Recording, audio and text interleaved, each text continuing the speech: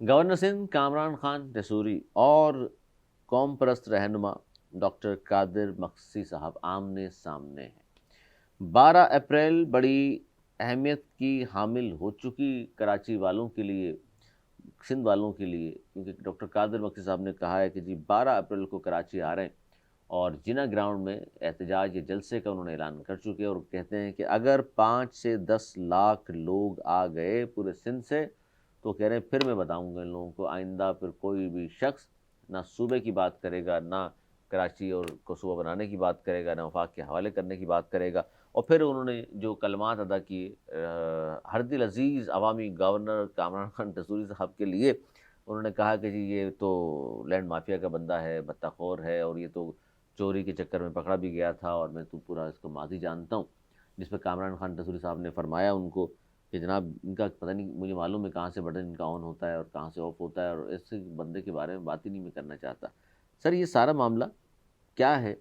और ख़ास तौर पर ये मामला जब शुरू हुआ, जब गवर्नर हाउस में एक सेमिनार हुआ कराची के मसाइल पर, जिसमें बहुत सारे लोगों ने बहुत सारी बातें की, जिसमें पाकिस्तान पीस पार्टी भी नाराज़ हो गई, हमारे कॉम्प्रेस भी। हाँ बिल्कुल, ये वहीं से शुरू हुआ और मैं समझता हूँ जो भी गवर्नर साहब का एडवाइज़र था उनको चाहिए उसको चेक करें कि किसने धक्का दिया, धक्का किसने दिया गवर्नर को, क्योंकि गवर्नर हाउस इस चीज़ के लिए नहीं होता। देखें, गवर्नर हाउस वफाक का इदारा है और मादी में आप जब भी देखें गवर्नर की एक महदूद जिम्मेदारियाँ होती हैं और एक महदूद उसकी लिमिटेशन होती है कि वो क्या करे क्या नहीं करे। इतना खुल के जितना उन्होंने पॉलिटिकल हाउस उसको बना लिया, ऐसा ही है। लेकिन ये उसके बात बाद आप महदूद ना करें कामरान टेसूरी साहब की तरफ। पंजाब के गवर्नर जो हैं सलीम हैदर साहब, वहाँ भी गवर्नर हाउस में शमूलियतें होती हैं सियासी, वहाँ प्रोग्राम सियासी होते हैं। उन्होंने अपनी गाड़ी के ऊपर पीपल्स पार्टी के झंडे भी लगाए हुए हैं। कुंडी साहब आते हैं कि अभी कैसे उनकी गाड़ी भी झंडा लगा होता है पीपल्स पार्टी का। तो सभी पोलिटिकल खेल रहे हैं। जरदारी साहब ऐवान सदर में मौजूद हैं कि वहाँ मीटिंगें नहीं होती। जरदारी साहब सदर पाकिस्तान हैं, सीओसी के इजलास में आके बैठ जाते हैं।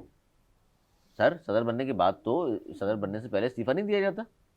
बिल्कुल ऐसा ही होता तो है। इजलास में क्यों बैठे हुए? क्योंकि वो चेयरमैन सेनेट क्यों बैठा हुआ है? भाई जब वो एक पार्टी के कोई चेयरमैन है तो उस लिहाज से वो बैठते हैं। चेयरमैन सेनेट बैठ रहा है आके। नहीं, मैं इसलिए कह रहा हूँ कि एमक्यूएम वालों के भी जाहिर इजलास हो रहे हैं गवर्नर हाउस में, इसमें कौन झकी हुई बात नहीं है। लेकिन ये कहना कि सिर्फ यही गवर्नर कर रहा है खाली। देखिए अली, जहाँ तक पॉलिटिकल सरगर्मियाँ हैं या अफ्तारी करा रहे हैं या राशन बांट रहे हैं, वो जो चीज़ें हैं, चलो ठीक है, ये एक नई रिवायत है, ये एक ऐसी चीज़ है, चलो अच्छी, इस पर अब तनकीद करते हुए ज़रा सा मोहतात होते हैं। लेकिन एक ऐसा सेमिनार जो कि कंट्रोवर्शियल तरीन है सिंध की सियासत में, वो करना और ख़ाली एक ही ज़ुबान बोलने वालों को उसमें बुला के एक तरीके से सियासत करना अगेंस्ट। एक ज़ुबान का क्या मतलब सर? उसमें आप देख लें जो शुरा थे वो सारे के सारे उर्दू बोलने वाले थे। तो उर्दू तो सर मुल्क की कौमी ज़बान है। नहीं बिल्कुल है, लेकिन मैं ये नहीं कह रहा कि उसमें ज़ुबान के लिहाज से आप भी समझ रहे हैं मैं क्या बात कर रहा हूँ। उसमें कुछ सिंधी दानिश्वरों को भी बुला लेते, कुछ और लोग को भी बुला लेते, कुछ ऐसे साफियों को भी बुला लेते। तकसीम क्यों कर रहे हैं? तो वो उन्होंने स्टार्ट किया। देखिए उन्होंने ही उर्दू बोलने वाले माजी में गवर्नर हाउस में, मैं इस बात का मुशाहिद हूँ, बिलावल साहब भी उर्दू बोल सकते हैं, सिंधी तो बिलावल को नहीं आती। जब इर्शादुल रिबात थे तो सिंधी और जो महाजिर हैं जो उर्दू स्पीक हैं उनको जोड़ने के लिए सेमिनार होते थे, उनको आपस में मिलाने के लिए, बैठाने के लिए होते थे। मैं खुद उसमें शरीक हुआ हूँ। और अब जो है वो तोड़ने की बातें जब करेंगे तो कादिर मक्सी साहब जैसे लोग सामने आएंगे, उनको उनसे बढ़ा दिया गया। अब वो कितने लाख बोल रहे हैं लेकर आने के लिए? वो कह रहे हैं अगर 5 से 10 लाख आ गए तो फिर देखिएगा। यार 5 से 10 लाख आ ही ना जाए, लेकिन तादाद नहीं है क्या? नहीं, तादाद होती है अली, शहर निकल के बाहर आना इतनी बड़ी तादाद में, ये अगर इतनी तादाद हो तो वो कुछ सीटें नहीं जीत जाए, एक हल्के से तो जीत नहीं सकते। ये मौजूद सियासी नहीं है ना उनका। वो कह रहे हैं ये तो हम मरसूम सिंध न डेसों वाली कहानी है। वो कह रहे हैं मेरा मौजू है कि कराची सिंध है, मनवा के आऊँगा मैं। तो उसमें मनवाने की कोई बात ज़रूरत है? पता नहीं, मैं तो हैरान हूँ कि हम कौन बोल रहा है कि भाई कराची जो है सिंध नहीं है। भाई 1970 से अब तक तो कराची सिंध में है। बिल्कुल है, उससे पहले नहीं था। जब है तो है। अभी उसमें और आप भी शायद जिना ग्राउंड की बात की है जी, आप भी जिना ग्राउंड। और मेरे ख्याल में अगर मैं गलत नहीं तो पहली ताकरात है जिस दिन वो आ रहे हैं। नहीं, नहीं। 12 मार्च को आ रहे हैं ना, 12 अप्रैल को, ईद के बाद। अच्छा अच्छा, ईद के बाद। ईद के बाद, ईद बड़ी के दूर की कोई लाए आप। ईद के कोई 15-20 दिन बाद। तो अभी बहुत टाइम है, इसको डिस्कस करना ही मेरे नहीं, ख्याल में। लेकिन इस वक्त हाइप इतनी क्रिएट हो चुकी है ना कि भाई आमने सामने है, खुदा ना खास्ता वो जो आपने जबान की बात की ना कि सिंधी उर्दू वाली कहानी ना हो जाए, खुदा ना खास्ता फसादात ना फूट नहीं पड़े। नहीं, वहां तक बात नहीं पहुंचेगी, ऐसी बात नहीं। लेकिन सुन लें उन्होंने क्या कहा है, उन्होंने ये कहा है कि उससे पहले इस्तीफा अगर दे दें तो ठीक है, वरना फिर शहबाज शरीफ साहब को उन्होंने कहा है कि शहबाज शरीफ साहब 5 साल फिर स्मूथली पूरे आप भी नहीं कर सकेंगे।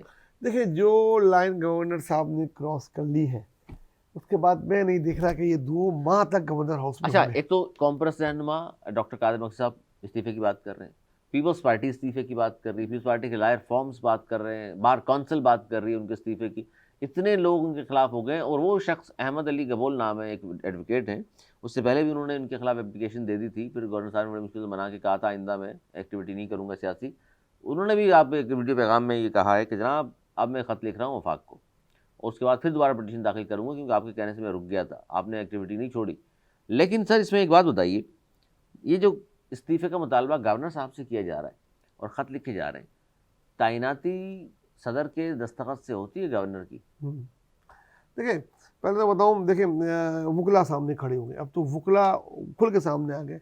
मैंने प्रेस कॉन्फ्रेंस देखी पीपल्स लाइंस फॉर्म की, काजी बशीर साहब और अरशद नकवी और पूरी काबीना इनकी मौजूद थी इनकी, और उसमें उन्होंने बिल्कुल लाउड एंड क्लियर मैसेज दिया कि ये जो सियासत हो रही है गवर्नर हाउस से, ये गैर कानूनी है और इस किस्म की चीज़ों को रोका जाए, वरना हम अगर बाहर आ गए और हम आगे बैठे तो फिर काले कोट वालों को हटाना बहुत आसान नहीं होगा।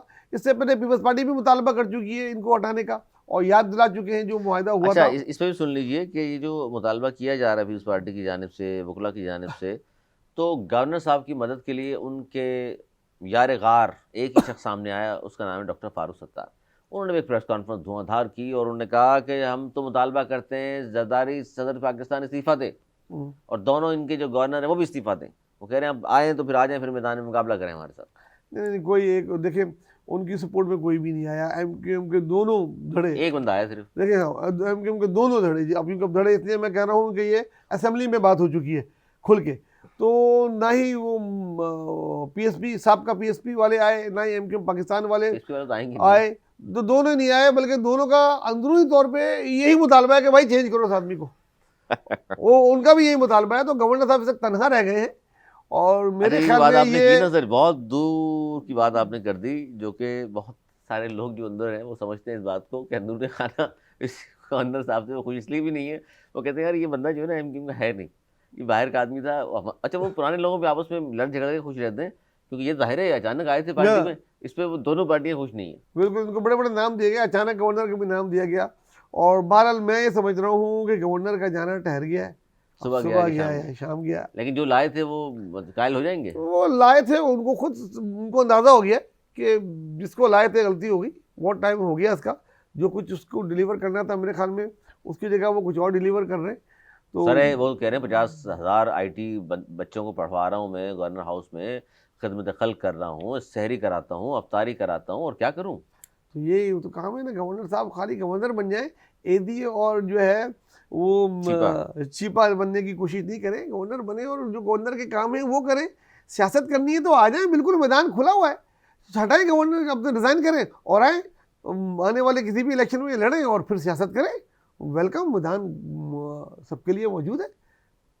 तो आप ये कह रहे हैं कि जी अब जाना पड़ेगा उनको? जाना पड़ेगा कादिर मक्सी का। अभी अपने अप्रैल का काम है, 12 मार्च समझ रहा था मेरी, अभी 12 अप्रैल 12 अप्रैल तक तो बहुत दिन है गवर्नर। उससे पहले इस्तीफा लग रहा है आपको? उससे पहले चेंज हो चुके होंगे।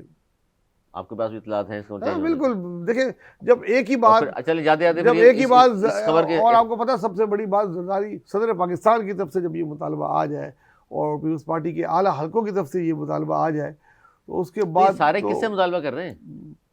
सारे मुतालबा वज़ीर आज़म से कर रहे हैं। वो उनको 40 दौरे तो हो गए मेरे ख्याल में, अब 1-2 दौरे और करके, तो जब वो आराम कर रहे होंगे तो कुछ फाइलें का ढेर है, उस ढेर में से नया गवर्नर जो है नून लीग से जाहिर आएगा, और नून लीग से कौन आएगा सर? वो भी चले आज नाम दे के चले जाएं ताकि पता चल जाए लोगों को। देखिए इस वक्त सबसे मजबूत उम्मीदवार जो है वो मेरे बहुत अच्छे दोस्त, एक बहुत पुराने पॉलिटिकल कारकुन इस शहर के, अगर वो बने तो हमें बहुत खुशी होगी, निहाल हाशमी साहब। अगर अभी नून लीग के हल्कों से जिससे भी बात करो तो उन्हीं का नाम आ हाँ, रहा होता है। वो एटीट्यूड भी उन्होंने गवर्नर वाला अभी से अपना लिया है निहाल हाशमी साहब हाँ ने। बिल्कुल। तो क्योंकि उर्दू स्पीक है और पुराने पॉलिटिकल वर्कर हैं और उस पार्टी के जिसका अगर आए तो मेरे ख्याल में वो एक मजबूत उम्मीदवार है। वरना यहाँ तक तो अरे कुछ पता है नहीं, यहाँ तो अचानक गवर्नर आ जाते हैं। किसी को पता था कामरान टसूरी गवर्नर बन जाएंगे, तो जब वो निहाल हाशमी का तो बहुत बड़ा कद है, साहब का सेनेटर भी रहे और एक पॉलिटिकल वर्कर हैं, मेरे ख्याल में बहुत बड़ा फ़र्क है दोनों के कदों में।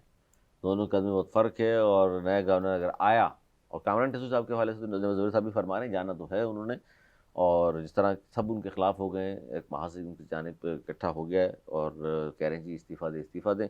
अब गवर्नर साहब देखते हैं, वो गवर्नर साहब खुद तो ये कह रहे हैं कि जी देखिए जब तक मेरी लिखी हुई है अल्लाह ताला ने, जब तक मुझे करना ही है गवर्नरशिप में, हमेशा तो किसी को नहीं रहना। तो लेकिन फारूक सत्तार साहब तो उनके दिफा में आए भी हैं, मुतालबा भी कर रहे हैं जरदारी साहब के इस्तीफ़े का, साथ साथ ये भी कहा हमारा एक गवर्नर 14 साल रहा, इसको भी देखिएगा हम कब तक लेके चलते हैं।